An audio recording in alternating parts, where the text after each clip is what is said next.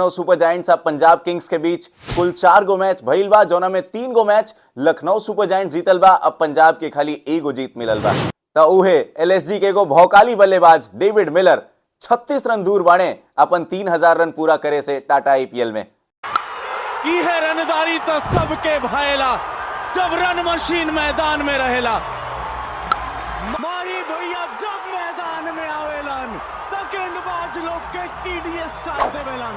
सब केहू के गोड़ छू के प्रणाम। टाटा आईपीएल 2025 के गाड़ी मैच नंबर 13 तक आ गेल बा। Match number 13 Lucknow super giants बनाम पंजाब किंग्स। एक दिने लखनऊ के नवाबी तेवर तो दसर का देने पंजाबी पावर। दोनों टीम जीत के राह पर अब निकल गई बा।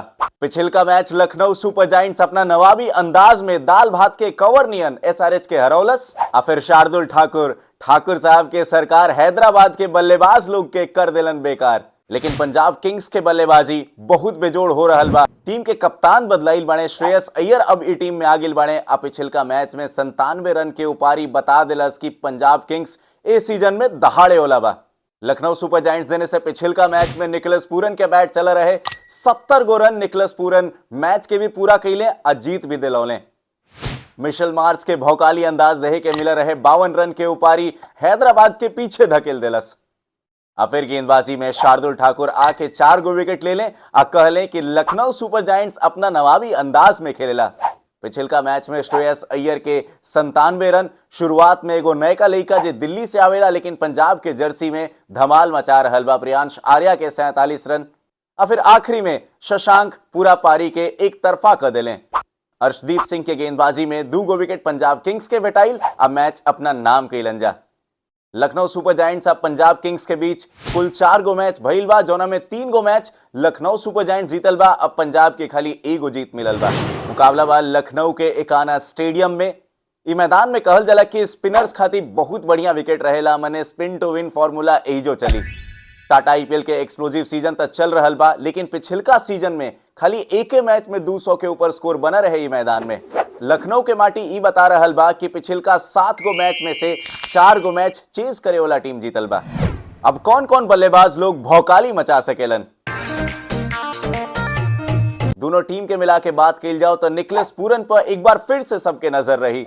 एलएसजी के कप्तान ऋषभ पंत अभी तक वो अंदाज नहीं खे लौकल जौन गेना के पांख लगावे ले, तो उम्मीद रही ई मैच में वैसे ही कारनामा करे। सबसे महंगा खिलाड़ी बाड़ा तो फिर आके अपन जलवा दिखावा।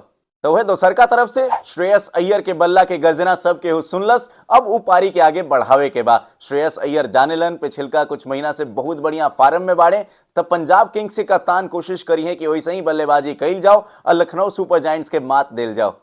नायका लइका प्रियांश आर्या से एक बार फिर से उम्मीद हुई कि मैदान में उतरा आतिशबाजी करा। अभी मैच में कौन कौन गेंदबाज गर्दा उड़ा सकेला। पंजाब किंग्स देने से अर्शदीप सिंह और युजवेंद्र चहल पर नजर आई, कहे कि दोनों खिलाड़ी के बहुत तगड़ा एक्सपीरियंस बा टाटा आईपीएल में। तो है एलएसजी देने से शार्दुल ठाकुर तगड़ा फार्म में बाड़े, तब पंजाब किंग्स के बल्लेबाज लोग के अपन गेंदबाजी से परेशान कर सकेलन। और फिर एलएसजी के जौन भरोसेमंद स्पिन गेंदबाज बाड़े रवि बिश्नोई, उनको बढ़िया गेंदबाजी करे के पड़ी। अब बात कर ले जाओ उ खिलाड़ी लोग के जब आपस में टकराइल बाड़न जा तक कतना मजा आइल बा। तब पहिलका लड़ाई देखे के मिली युजवेंद्र चहल बनाम ऋषभ पंत। युजवेंद्र चहल ऋषभ पंत के 13 गो इनिंग में 3 बार आउट के लिए बाणे और ऋषभ पंत खाली 83 रन बनौले बाणे। तो वह पूरन के पराक्रम के रोक सकेला तो अर्शदीप सिंह बाणे 3 बार पूरन के आउट के लिए बाणे। ग्लेन मैक्सवेल के अगर रोके के बाद तो शार्दुल ठाकुर सबसे बढ़िया गेंदबाज रही है, कहे कि 4 गो पारी में 2 बार आउट के लिए बाणे और खाली 22 रन बनौले बाणे मैक्सवेल इनका खिलाफ। इहो मैच में रिकॉर्ड के घंटी बाज रहल बा। लेकिन ओ से पहले रहुआ सब जाई जा, चैनल के सब्सक्राइब करी जा, शेयर करी जा, बेल आइकन के दबाई जा और फिर जितना भोजपुरी में क्रिकेट सुने वाला लोग बा सबके हुबरी ई वीडियो के पहुंचाई जा, कहे कि टाटा आईपीएल के क्रिकेट के अपडेट हम हर मैच के रहुआ सब तक पहुंचावत रहब। रिकॉर्ड के घंटी ई बता रहल बा कि निकलस पूरन के 86 गो रन चाहिए अपन 2000 रन पूरा करे खातिर टाटा आईपीएल में। तगड़ा फार्म में बाणे तो पूरा करियो सकेले।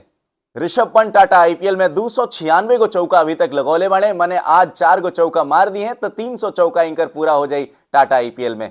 तो उहे एलएसजी के एगो भौकाली बल्लेबाज डेविड मिलर 36 रन दूर बाणे अपन 3000 रन पूरा करे से टाटा आईपीएल में। तरुआ सब कमेंट करके बताई जा कि का लखनऊ सुपर जायंट्स के टीम अदब से जीत जाए कि पंजाबी शेर दहाड़ के मैच अपना नाम करी हन जा। ई बैठक में तो अतने कहानी बा, लेकिन रउआ सब जाई जा, ई वीडियो के शेयर करी जा, सबके हो तक पहुंचाई जा, कहें कि भोजपुरी भाषा में क्रिकेट के स्वाद मने दाल भात चोखा।